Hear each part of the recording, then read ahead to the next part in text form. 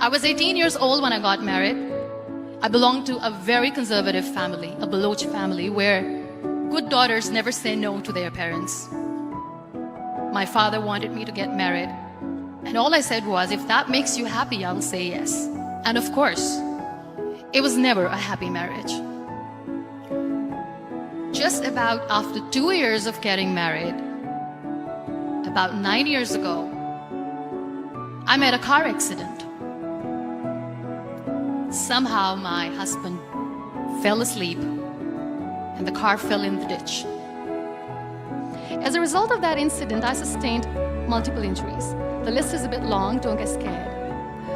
Radius of right arm were fractured. Shoulder bone and collarbone were fractured. Lungs and liver were badly injured. The whole rib cage was fractured. But the injury that changed my life and my personality completely was the spinal cord injury. 3 vertebrae of my backbone were completely crushed. It took us an hour or so to find an ambulance in Balochistan. All the effort went in vain because we couldn't find an ambulance. So I was thrown in the back of a Potohar Jeep, and I was rushed to the nearby hospital. I got the complete transection of my spinal cord. Those 2.5 months in the hospital were dreadful. I was at the verge of despair. One day, doctor came to me and he said, well, I heard that you wanted to be an artist, but you ended up being a housewife. I have a bad news for you. You won't be able to paint again. Next day, doctor came to me and said, your spine injury is so bad. You won't be able to walk again. I took a deep breath and I said, it's all right. Next day, doctor came to me and said, because of your spine injury and the fixation that you have in your back, you won't be able to give birth to a child again. I was in severe pain, both physically and psychologically. Many people left. Very close ones. The ones who were supposed to stay with me were the ones who left me when I needed them the most. I was devastated. Life was completely pointless, aimless, colorless. I was tired of wearing the white scrubs, looking at the white walls, doing nothing, sitting idle. I really didn't want to live. But then I realized that instead of crying for the people who were not meant to be with me, and for the legs which I have lost, I have people around me who want to see me alive. I have so much to be grateful for. So let's stop cribbing, stop whining, because it's pointless. That day, I was devastated. I started to question my existence. Why am I even alive? So what kept me going was, one day I asked my brothers, I know I have a deformed hand, but I'm tired of looking at these white walls in the hospital and wearing these white scrubs. Bring me some colors, bring me some small canvas. I want to paint. The best decision that I took in my entire life was the painting that I made in the hospital with a deformed hand. That's how I added colors in my colorless life. That's how this adversity helped me in exploring an artist in me. That's how this art kept me alive through this whole journey. Then I was moved to Islamabad. I stayed in my room on the bed, confined for 2 years. Because I developed multiple pressure ulcers and a variety of infections and allergies. Now this whole traumatic journey of 2 years and 2.5 months being bedridden, doing nothing, the only thing that kept me alive was art. What a beautiful medium art is, that without uttering a single word, you express yourself. What a beautiful escape it was. But, so the very first painting I made was on my deathbed, where I painted for the very first time. What an amazing therapy it was. Without uttering a single word, I could paint my heart out. I could share my story. People used to come and say, what lovely painting, so much color. Nobody could see the grief in it. Only I could. And that day I decided that I'm going to live life for myself. I am not going to be that perfect person for someone. I am just going to take this moment and I will make it perfect for myself. That I'm going to fight my fears. So I wrote down one by one all those fears. And I decided that I'm going to overcome these fears one at a time. You know what was my biggest fear? Divorce.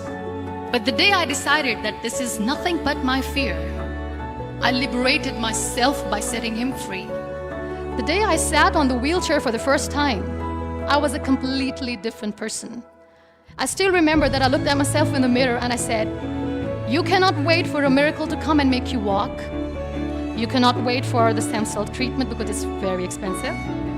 You cannot wait and sit in the corner of the room crying and begging for mercy because people don't have time. So the only thing that I could do was to accept myself the way I was. The sooner, the better. That's what I did. I really wanted to make myself financially strong. Let's become professional.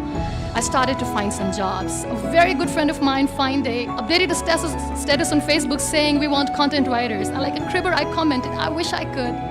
I was called for that interview and I was hired as one of the content writers for Pakistan's first official websites, heartofasia.pk. Samantha Sir Late was the CEO. That's how I started my professional career. So I was becoming financially strong, stable. Content writing was good.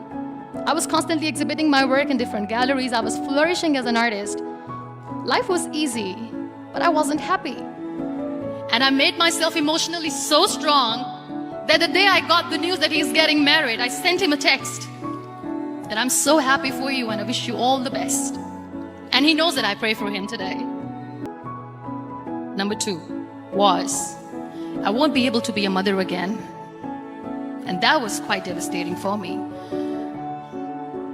You know, when you end up being on the wheelchair, what's the most painful thing? People think that they will not be accepted by the people because we, in the world of perfect people, are imperfects. So I decided to appear more in public. I started to paint. I have done a lot of modeling campaigns. I decided that I'm going to join the national TV of Pakistan as an anchor person. I became the National Goodwill Ambassador for UN Women Pakistan, and now I speak for the rights of women, children. I was featured in BBC 100 Women for 2015. I'm one of the Forbes 30 under 30 for 2016. So when you accept yourself the way you are, the world recognizes you. It all starts from within. We have this amazing fantasy about life. This is how things should work. This is my plan. It should go as per my plan. If that doesn't happen, we give up. I never wanted to be on the wheelchair. Never thought of being on the wheelchair. This life is a test and a trial, and tests are never supposed to be easy. So when you are expecting ease from life, and life gives you lemons, then you make the lemonade, and then do not blame life for that. It is okay to be scared. It is okay to cry. Everything is okay, but giving up should not be an option. They always say that failure is not an option. Failure should be an option because when you fail, you get up, and then you fail, and then you get up, and that keeps you going. Embrace each and every breath that you are taking. Celebrate your life. Live it. Don't die before your death. Real happiness lies in gratitude. So be grateful, be alive, and live every moment.